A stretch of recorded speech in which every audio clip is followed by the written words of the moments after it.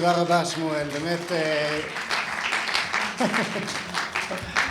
איך אומרים, הודו להשם כי טוב, כי לעולם חסדו. ביום חמישי הקרוב תתקיים מסיבת האירוסין של בני דוד יוסף.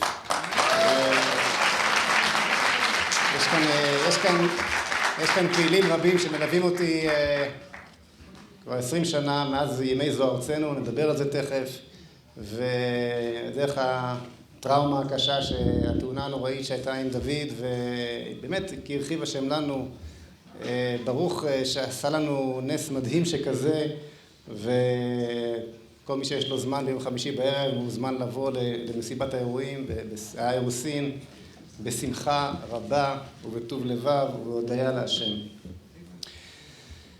חברים וחברות יקרים, לפני כל דבר אחר אני מבקש להודות לכם מעומק ליבי.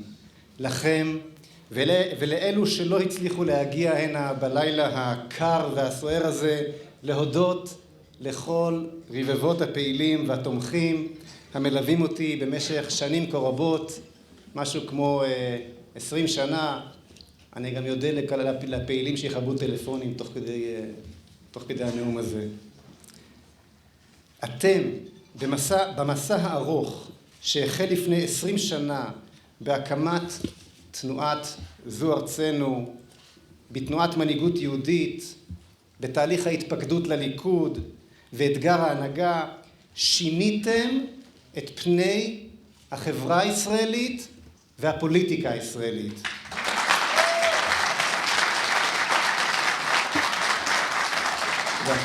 לא ניתן בכלל לדמיין את מדינת ישראל של היום בלעדיכם, בלעדי האנשים המדהימים הללו שנמצאים כאן באולם הזה. אתם שיניתם את פני מפלגת השלטון, ובתהליך דיאלקטי, תגובת המשקל של ממסד הסרוגים, הבאתם למהפכה גדולה גם במפלגת הציונות הדתית. אתם אחראים למעשה גם למראה הליכוד היום, וגם לתופעת הבית היהודי. אתם מבינים מה עשיתם? הכל בגללכם.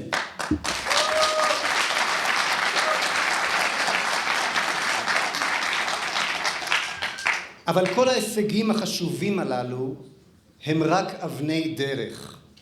האתגר וההישג החשוב ביותר נמצא עוד לפנינו.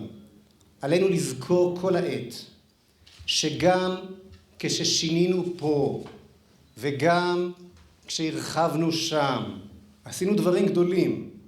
עובדה אחת נותרה בעינה. רק כאן, באולם הזה, נמצאים אנשים פוליטיים שיש להם בתודעה את המפתחות להתמודדות אמיתית עם האתגרים שמולם ניצבת כיום מדינת ישראל. אין שום מנהיג בישראל מלבד האנשים פה שיודע ומסוגל להפוך את מדינת ישראל למדינת חירות יהודית אמיתית, מדינת חירות שאינה הופכת למדינת כל אזרחיה וזועביה.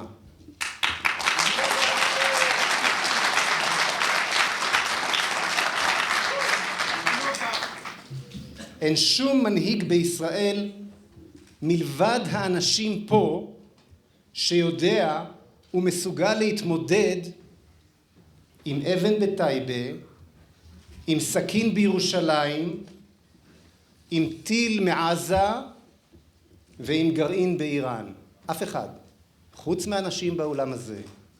אין שום מנהיג בישראל מלבד אנשי החירות פה שיודע ומסוגל להוזיל את מחירי הדיור והמזון.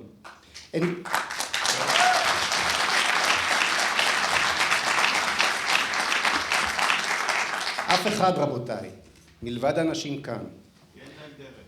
אין שום מנהיג פוליטי בישראל מלבד האנשים פה שלא נעקל בתוככי תעשיית השלום שנבנתה כאן, השתעבד לתודעת אוסלו ושפתה. אין שום מנהיג בישראל מלבד האנשים פה שמדבר על מדינה אחת, לעם אחד, בארץ אחת.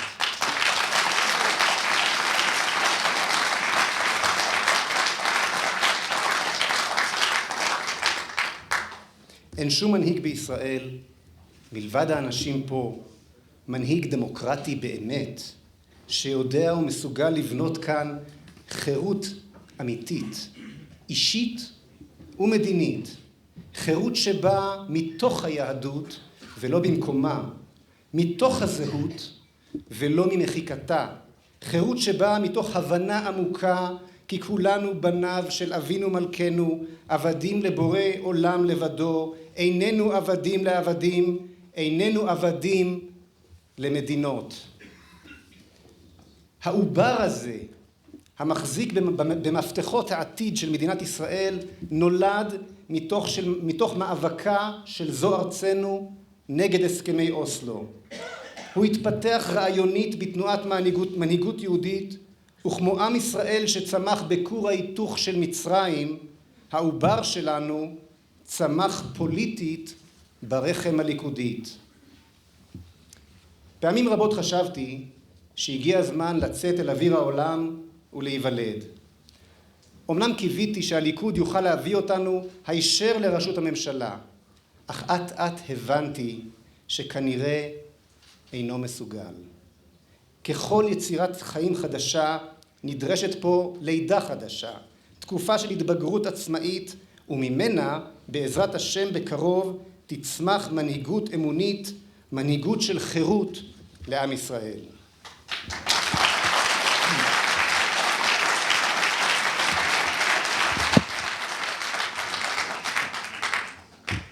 תשמעו חברים, רבים כועסים על הליכוד ועל ראש הממשלה נתניהו.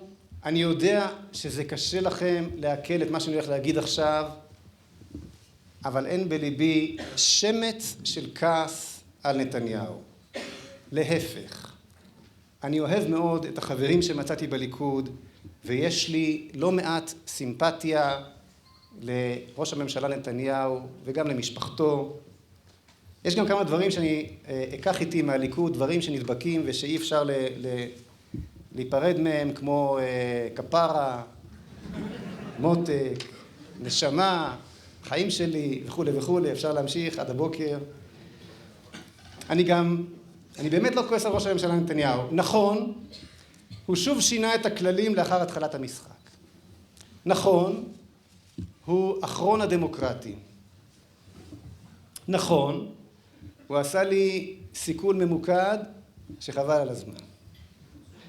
נכון, הוא גם הוציא את המשקיפים ולך תדע מה קרה שם באמת.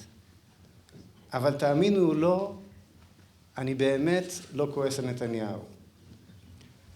העובר הזה, מנהיגות יהודית, שהוא תקוותו היחידה של עם ישראל, כבר נכנס לחודש העשירי. דוקטור נתניהו בסך הכל עשה לנו זירוז.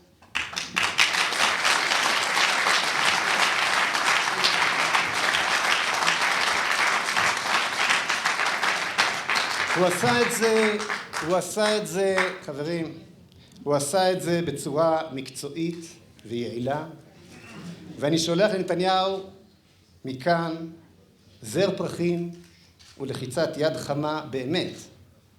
עכשיו יגדל הנער ובאופן עצמאי ובעזרת השם מהר משמשערים ינהיג את עמנו אל ייעודו.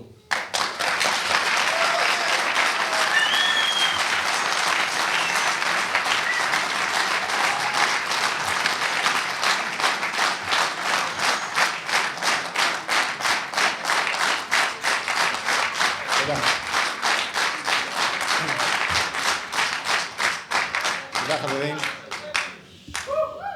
בואו נחזור קצת אל ההיסטוריה של הקבוצה המיוחדת הזו.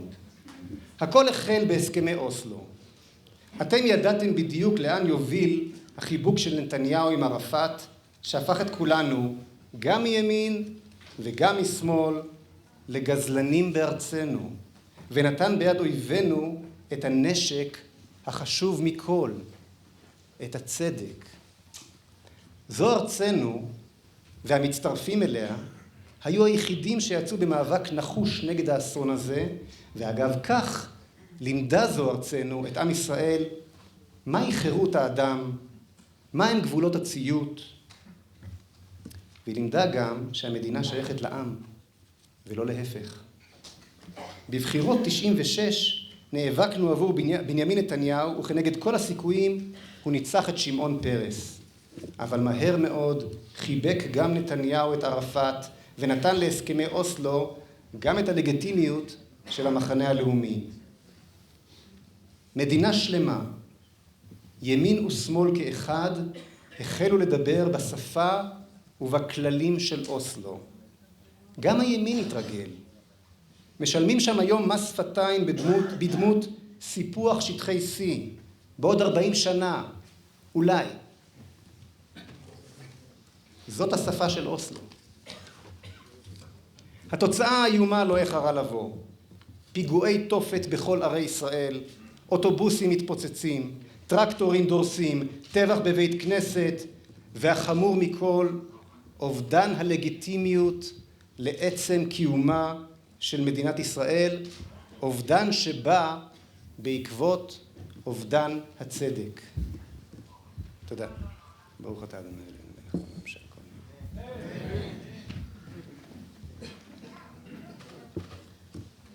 הקפאת הבנייה ביש"ע הקפיצה את מחירי הדיור, וההוצאה הכוללת לביטחון הפנים והחלת המציאות החדשה של רעיון שתי המדינות, ההוצאה הזו הגיעה לטריליון שקל.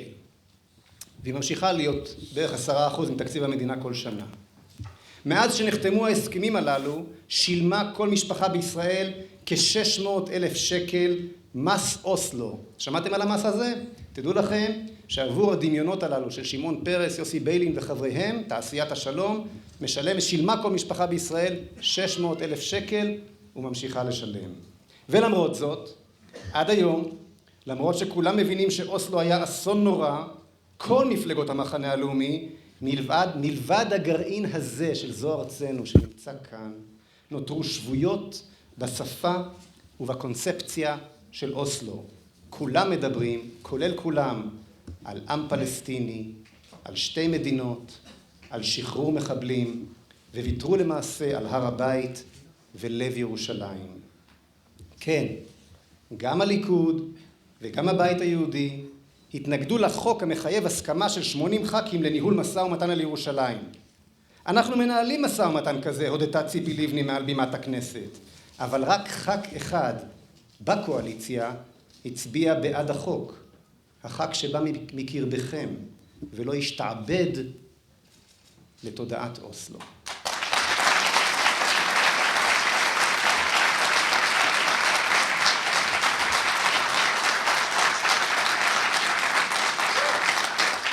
אני רוצה ברשותכם לספר לכם על סיפור קצר. היה לי מפגש עם ותיקי מפלגת העבודה, החוג הרביעי בנובמבר, לא פחות. ביקשו שאבוא וארצה בפניהם, היו לי הרבה מאוד שיחות עם אנשי שמאל בשנתיים האחרונות. ושאלתי אותם, תגידו לי, מישהו מכם התנגד אז לפני 20 שנה להסכמי אוסלו, שירים את ידו. וכמובן, אף אחד לא הרים את ידו. ואז אמרתי להם, אם כך, אם מן המקומות שמהם הוצאתם את עם ישראל שם בתוככי העיר עזה לפני 20 שנה, אם מן המקומות הללו יורים היום טילים במשך חודשיים על תל אביב, האם מישהו מכם חושב או חשב לבקש סליחה? היה שקט, הייתה דממה, אפילו יותר ממה שיש באולם הזה.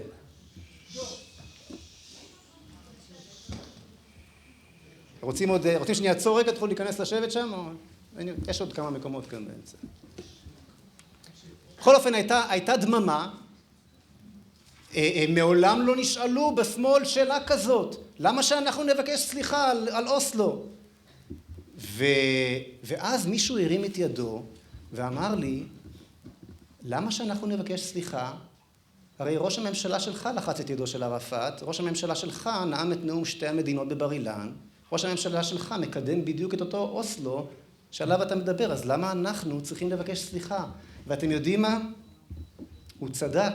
עכשיו היה זה תורי לפעור פה ולאכול את הכובע. מאף אחד בישראל לא צריך יותר לבקש סליחה.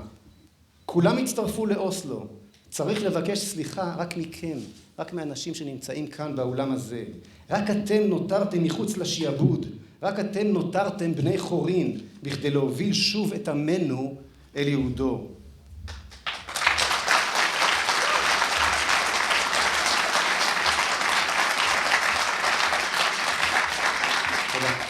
לאחר שאימץ הליכוד בראשות נתניהו את ערפאת ואת הסכמי אוסלו, הבנו שהתשובה למשבר אינה מתמצאת רק בהחלפת ממשלות שמאל בממשלות ימין. נדרשת הנהגה עם יסוד עמוק הרבה יותר מהחלוקה השטוחה הזו שבין ימין לשמאל. לעם ישראל נדרשת מנהיגות אמונית. מאותו רגע ועד היום אנו מקפידים להישאר מרוכזים כל העת אך ורק במטרה האחת והיחידה, הנהגה אמונית לעם ישראל.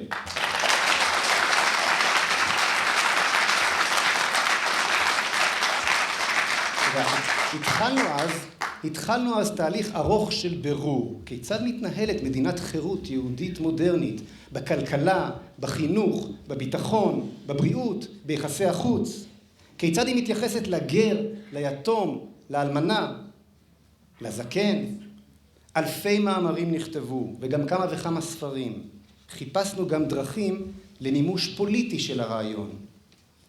בתחילה הליכוד ששיעבד עצמו לאוסלו לא עלה כלל על דעתנו, אולם היה בו גרעין חיובי מאוד של לאומיות הפתוחה לכלל ישראל, וחשוב לא פחות ואולי אפילו הרבה יותר, הליכוד היה מכשיר ההנהגה של המחנה הלאומי, ורק מתוכו ניתן היה לפתח את תודעת ההנהגה של הציבור האמוני. נכנסנו לליכוד, ואני אומר לכם, בלב שלם, היה זה המהלך הנכון והמדויק ביותר לקידומה של מנהיגות יהודית באותה עת. היום, אחרי 15 שנים, תודעת ההנהגה בציבור האמוני קיימת ובועטת, ולעומת זאת, אין מי יותר מפלגות הנהגה של מחנה כזה או אחר. בל נשכח, מנדט אחד נוסף שהיה זז מהליכוד ללפיד בבחירות האחרונות, היה הופך אותו כבר בבחירות האחרונות לראש הממשלה. מחר יכולים אנו למצוא את משה כחלון בתפקיד הרם. הליכוד הפך למפלגה מזדקנת מאוד. הגיל הממוצע של חבריו הוא בסביבות ה-60. כשאר המפלגות הוא מבוסס כולו בצד של הבעיה, ואין לו יכולת מנטלית להכיל באמת את השינוי הנדרש ולעבור לצד של הפתרון שנמצא בקרבו. לכן הליכוד נלחם בנו כל העת. עשינו מאמצים גדולים מאוד כדי להשתלב. תמיד, אחרי כל התרגילים והגנבות, ותאמינו לי, מה שאתם רואים עכשיו זה כסף קטן לעומת מה שהיה בעבר, ולא נחזור עכשיו על כל הסיפורים, אבל אחרי כל התרגילים והגנבות, חייכנו, נותרנו נאמנים והמשכנו. אין ולא היו נאמנים מאיתנו לליכוד, אולי חוץ מצחי הנגבי.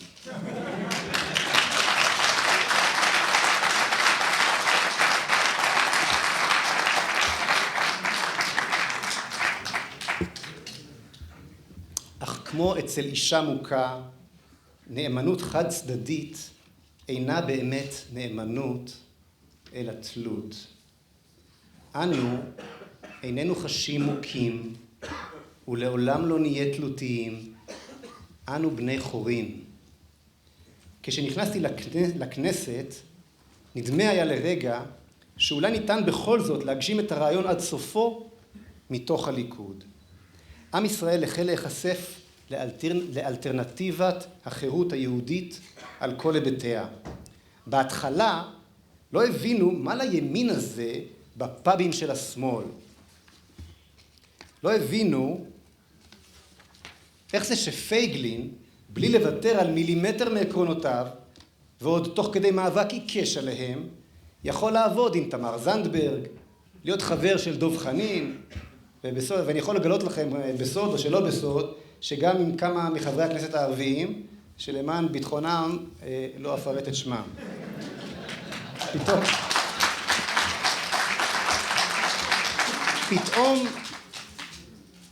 פתאום הבינו שאנחנו מביאים משנה סדורה, כוללת ורחבה, כזו שמכילה את כולם, ונותנת זהות, חירות ומשמעות לכל ישראלי באשר הוא.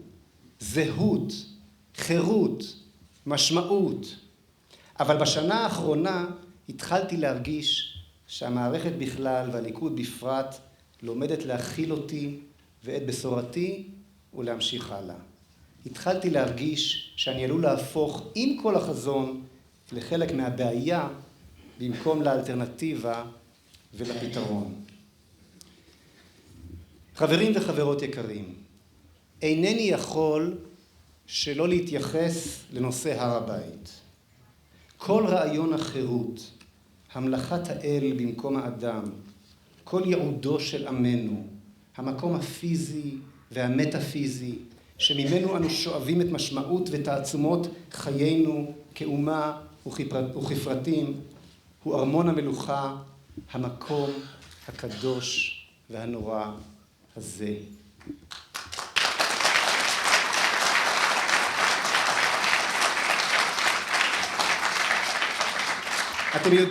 אתם יודעים מי באמת הוציא אותי ואת ציפי חוטובלי מהכנסת? אתם יודעים מי?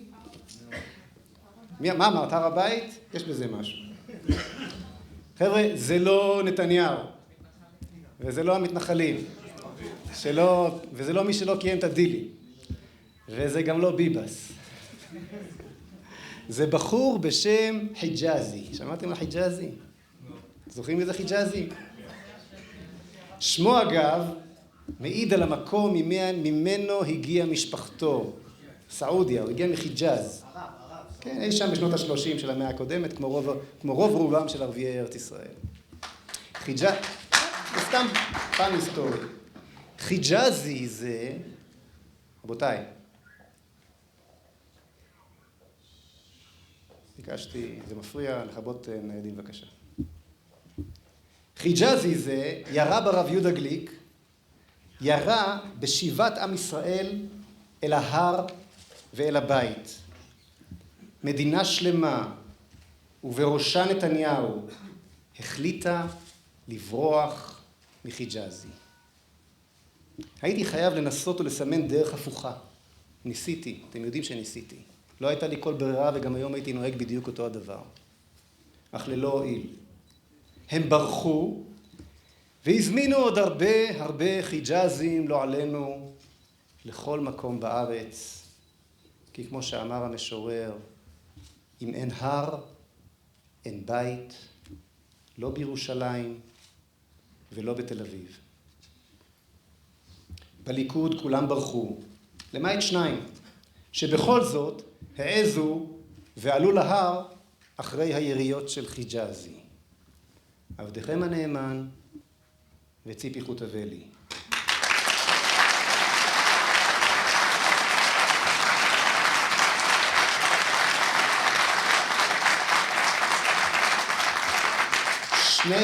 שני חברי כנסת הציבו בפני ההנהגה הישראלית מראה שאין היא מסוגלת להביט בה, ולכן החליטה לשבור אותה.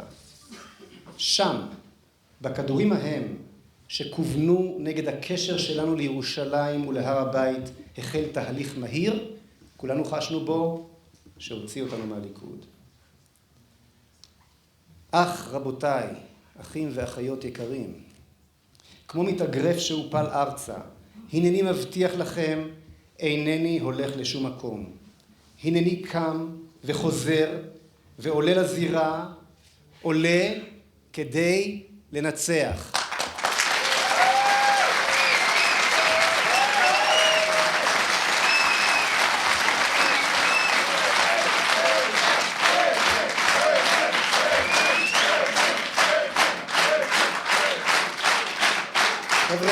חבר'ה, תשמעו, זה ממש לא אישי העניין הזה. אין לנו ברירה. כמו שאמרתי בתחילת דבריי, אין אף אחד במדינה שיש לו את המפתחות, קודם כל בתודעה, אבל גם בניסיון הפוליטי. אין אף אחד שיש לו את המפתחות ואת היכולת להתמודד עם האתגרים שמולם עומדת מדינת ישראל היום, אתגרים שצוק איתן שראינו בקיץ יהיו כאין וכאפס מולם.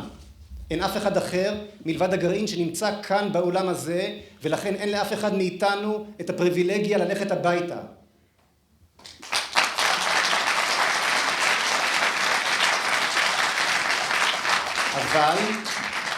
אבל אני לא יכול לעשות את זה לבד. אני צריך אתכם איתי. את הפעילים, את התומכים, את התורמים, ובמיוחד את הצעירים. אני פונה לחיילים, לסטודנטים, לזוגות הצעירים. אני יודע שאתם הראשונים להבין את הבשורה. אתם דור החירות שבמדבר. אתם יודעים וחשים היטב שאין בשורה ותקווה אמיתית לעתיד אצל מי שהתרגל לשעבוד. צעירים, בואו איתי. אבוא אליכם לאוניברסיטאות ולישיבות, לקיבוצים ולהתנחלויות. אגיע אליכם במרכז ובפריפריה. אפגוש אתכם בפארקים ובפאבים. בואו ונבנה מדינת חירות יהודית לנו ולדורות הבאים.